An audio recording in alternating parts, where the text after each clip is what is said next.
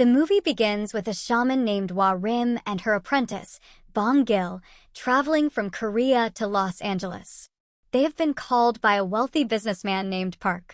Though Park is of Korean descent, his family moved to America generations ago and established their lives there.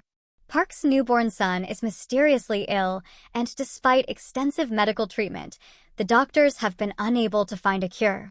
Upon their arrival, the shamans head directly to the hospital where they meet Park's wife, who is skeptical about supernatural matters but allows them to see her son. Wa Rim senses dark energy in the baby's ward and reveals that the child's ancestors are causing the disturbance, shocking the mother. Later, the shamans visit Park's home to discuss the issue further. Park explains that the firstborn in his family has always suffered, his father is paralyzed, and his older brother tragically took his own life in a mental institution. He also mentions that his wife had several miscarriages before having this constantly sick boy. Wa Rim diagnoses this as grave calling, a situation where the baby is haunted by Park's grandfather's ghost due to the grandfather being buried in the wrong place. She suggests relocating or cremating the grandfather's remains, but explains that she needs assistance, which will be costly. Park, desperate to save his child, agrees to pay any amount required. The scene shifts back to Korea, where Wa Rim recruits 2 more people for the task. One is an elderly feng shui expert named Sangdeok, who sells prime burial plots to wealthy clients. Feng shui is the ancient art of arranging spaces to enhance harmony and prosperity. The other recruit is Yang Gun, a mortician who owns a funeral home. After a brief introduction, Wa Rim explains Park's situation and the need to excavate his grandfather's grave on a remote mountain near the North Korean border. Learning about the substantial payment, both agree to join the mission. The following day, Park arrives in Korea to join the group. Oddly, he insists that they must not open the coffin under any circumstances and should proceed with the cremation immediately.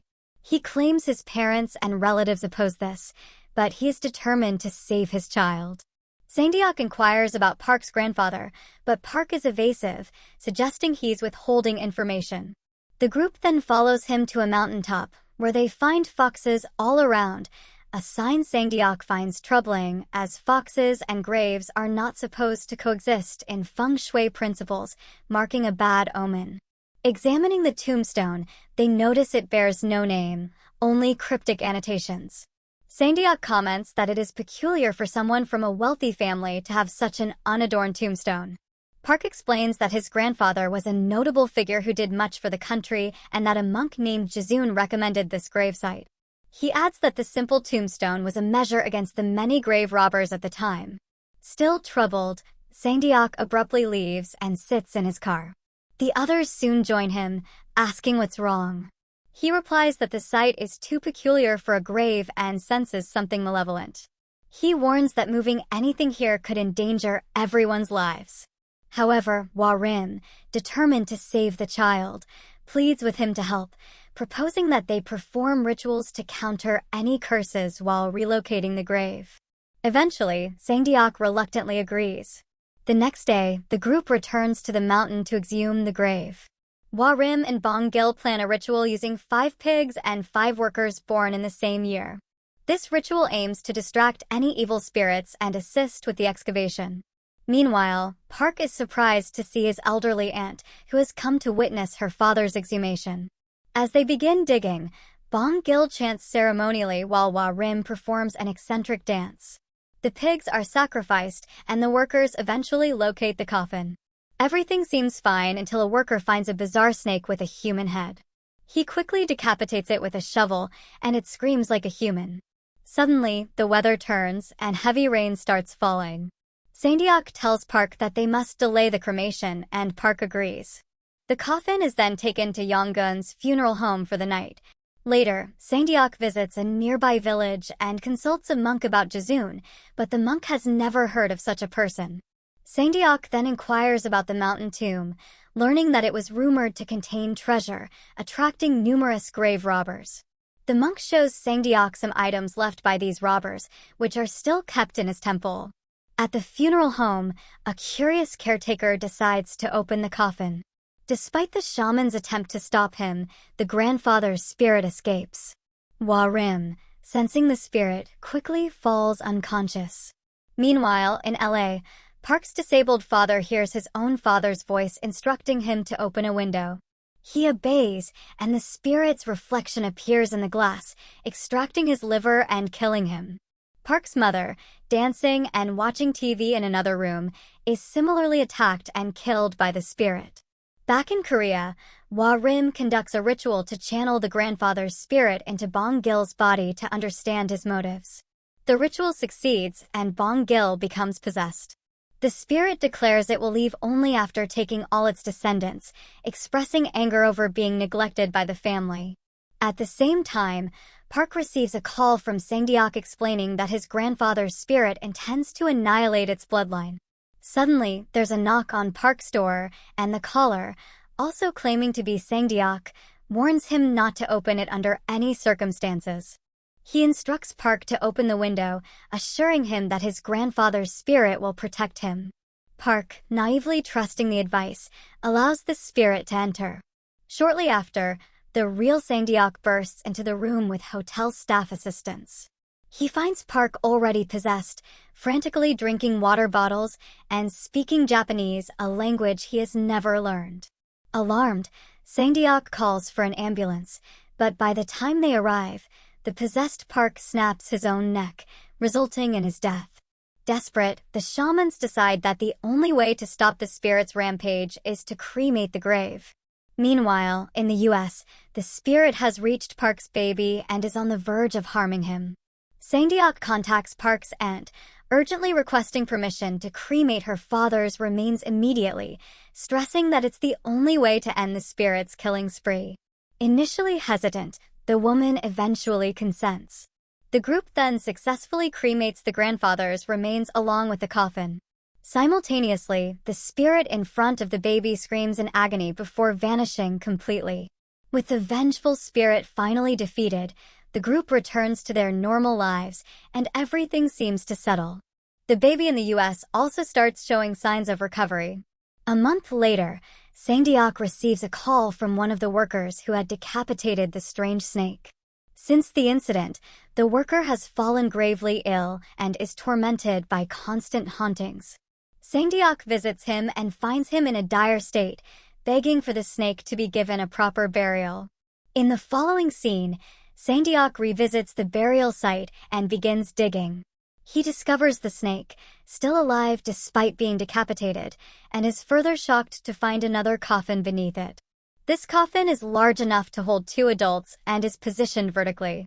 Terrified, Sang-deok quickly calls the rest of the group to the mountaintop. They arrive and are stunned by the massive coffin wrapped in dense chains. With great effort, they manage to extract it and plan to cremate it the next day since it's already night. The group decides to spend the night at the local monk's place, whom Sang-deok had consulted earlier. They later meet with Park's aunt to ask about the second coffin. She claims ignorance and urges them to proceed as they see fit. By now, Sang-deok has deduced that Park's grandfather was a traitor who collaborated with the Japanese during the Japanese-Korean War, which led to his immense wealth. Sang-deok speculates that this betrayal resulted in the grandfather's punishment and burial in such a cursed location. However, the aunt tearfully reveals that the monk, Jizun, was Japanese himself. She expresses her confusion as to why her father, who was loyal to the Japanese, would be buried in a cursed location. That night, Bong-gil wakes up to strange sounds and investigates, discovering that pig livers have been mysteriously removed. He then spots a large figure devouring the monk's body from afar. Bong-gil quickly alerts Wa-Rim, and they rush to check on the coffin, only to find it empty. Suddenly, a massive samurai approaches Wa-Rim, demanding her identity. Speaking Japanese, Wa-Rim pretends to be his subordinate. Initially, the samurai believes her and asks for a sweet fish. However, he soon sees through her ruse and attacks. The others arrive just in time, and Bong-gil bravely stabs the samurai, but it has little effect. Instead, the samurai severely injures Bong-gil. As dawn approaches, marked by the crowing of a rooster, the samurai transforms into a ball of fire and leaves. Bong Gil is then taken to the hospital in critical condition. Later, Sangdeok returns alone to the monk's place and examines the grave robber's belongings. He realizes the people in the recovered photo are not robbers. During the war, the Japanese had driven iron stakes into the ground to block feng shui energy, considered vital to the Korean national spirit. These individuals were actually patriots trying to find and remove these stakes. Sangdeok then revisits the burial site and finds the samurai's body lying dormant. He meets with Hwa Rim and Young-gun, explaining the situation with the iron stakes. They conclude that the samurai spirit is merely protecting the iron stake. They devise a challenging plan to distract the samurai while digging deep to destroy the iron stake. Noticing that the samurai hadn't attacked the parts of Bong Gil's body covered in Buddhist scriptures, they decide to cover themselves with similar inscriptions. The next day, they head to the mountain for their final mission.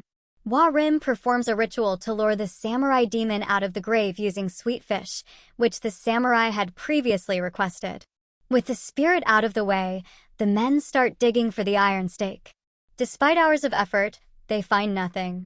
The spirit, now an orb of fire, descends onto the grave, attacking Sangdeok and severely injuring him. As the spirit prepares to take Sangdeok's liver, the others throw horse blood on it, causing the spirit pain. Sangdeok then realizes the samurai is the iron stake himself. A vision shows Monk Jaezoon embedding a sword into a decapitated samurai, turning him into a ghoul, with Park's grandfather's grave as a cover for this relic.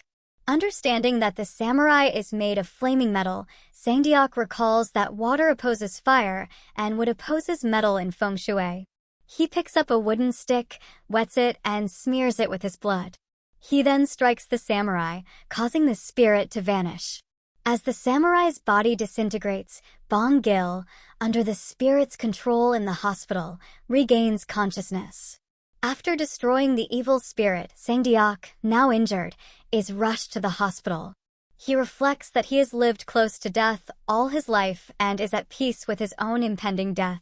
His companions, however, cry and pray for his recovery. Despite his readiness to die, Sangdeok miraculously recovers fully. Months later, the group resumes their normal lives, and we see them at Sangdeok's daughter's wedding.